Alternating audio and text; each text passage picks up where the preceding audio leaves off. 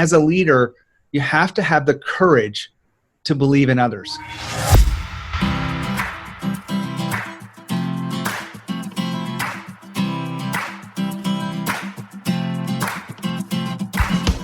Hi, y'all. You're listening to Optimal Instinct with Trish, and I am Trish Tagley, a business efficiency expert who uses a one-day summit to get your clients to stay longer, pay more, and refer often. Today, our guest is a best-selling author, keynote speaker, proven business consultant, and founder of Growth Think Tank, recognized by Inc.com and Entrepreneur.com for being a top podcaster for leaders. We are speaking of Gene Hammett, of course. Over 1 million business leaders have listened to his podcast, read his articles, or used his growth strategies to shift their mindset to achieve incredible results. Let's welcome him now. Hi, Gene. Hi. How's the week starting off for you? It's a little bit slow. I was under the weather, but I feel good now, so ready to go. Okay, great. So let's jump right into it. Tell us, what is the problem that you solve?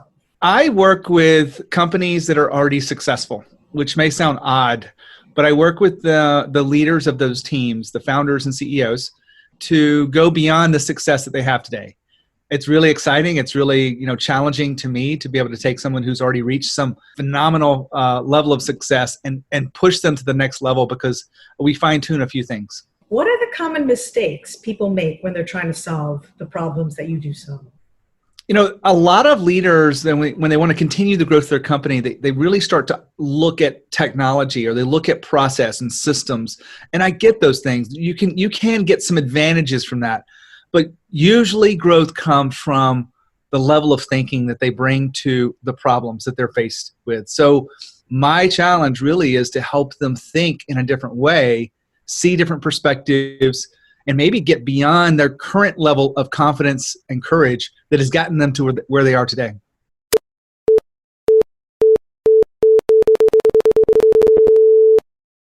Optimal Instinct with Trish is brought to you by TrishTagley.com and the book Everyone Knows You Suck, Bad Boss Stories, A Succinct Guide, available now in both ebook and print format on Amazon.com, and the C's Value Model that supports your desire for client relationships that are more profitable, more productive, and more likely to refer.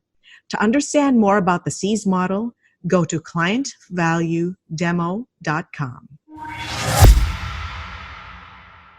What is a tip that you could give someone that they could apply? Well, one of the things about, mindset is you have to realize that you're the problem. An example behind that is a lot of people get to a certain point within their business where they've done everything themselves, and they've engaged a team. And so they get to the point where they're just the final review. And so they become the bottleneck for future growth. A lot of things have to go through that, your brain, but you're slowing it down. I talked with a client today who's got 15 reports on the edge of his desk saying, I've got to review those before everyone can continue. Mm-hmm.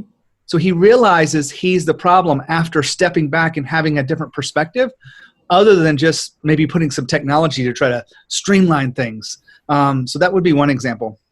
Yeah, but in your example also, what I'm hearing is possibly, not knowing who this client is, possibly the need to delegate and to trust. Well, so he is delegating, but it's to a certain point, he needs to delegate the stuff that he's been doing, right? Which is the final review. He gets the toughest decisions. He's been the person everyone comes to. So this challenge or this tip is, whenever you're feeling that you want new growth, you've got to be able to step back and say, is it me or is it something else? And most of the time you've got to be able to think objectively, and it's really hard to do by yourself. That's one reason why people hire me as a coach, because I'm not emotionally attached to their problems and the way they've done it before. We actually picked a name for the person that would review those reports. Like, oh, that's a good idea, and we thought about it, but we just haven't made the space to do it. Yeah, I think a lot of leaders, unfortunately, have yes men around them simply because of their position, and they have these people that are afraid to possibly speak up because of their reputation, the reputation that they have as leaders. Not to say that they're scary or anything like that, but when you've gotten to a certain point, there is a certain greatness, largeness, to your character.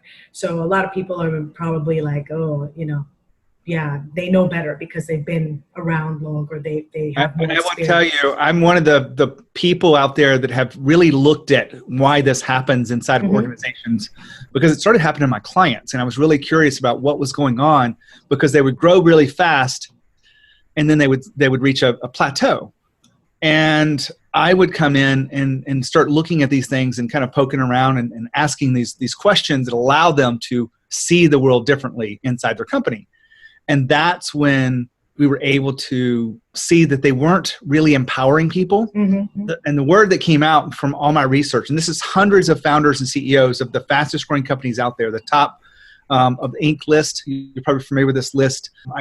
I talked to David Friedman the other day. The number one fastest growing company on the Inc. list in 2019 was Freestar. They grew 36,680% in 3 years. And I know it's astronomical, but what makes that possible? And he's like, we really believed in empowering people to think for themselves, empowering them to fail, but fail to learn, and then get back up and figure out a better way to do it, and empowering them to truly take ownership. And that word ownership is very different, because in most cultures, we trade time for a paycheck.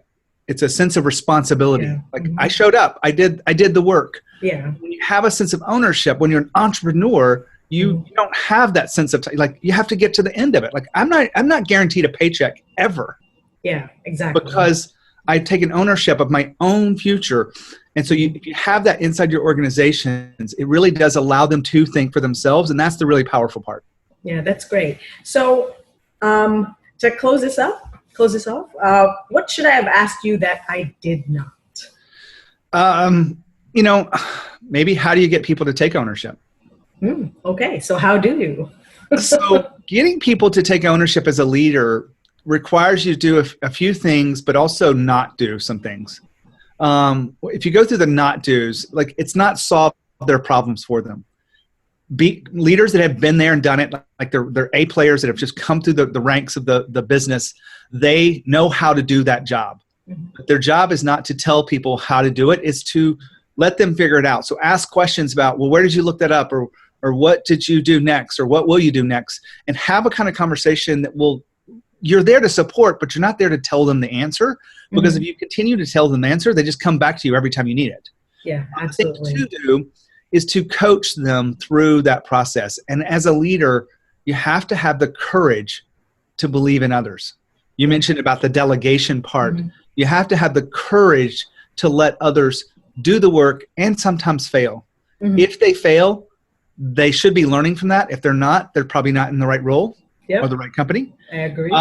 But you've got to give them the space. So it really is an internal battle that we have to continue to wrestle with as leaders as we continue to grow next levels. I could go on and on about this. This is the core of my work of helping companies grow fast, is helping them think differently and helping them to really create the kind of ownership or the kind of culture that creates ownership.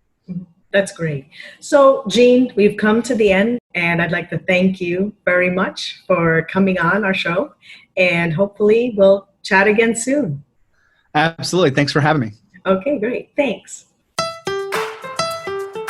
Thank you very much for joining us on Optimal Instinct with Trish. If you've enjoyed what you've heard, head on over to iTunes, subscribe, and if you really enjoy the content, leave us a well-appreciated review. If you are looking to create an environment that partners your desire for more profitable, more productive, and greater referability in client relationships, combined with sustained team morale, then I suggest you head over to clientvaluedemo.com to learn more about the C's value model. Talk soon.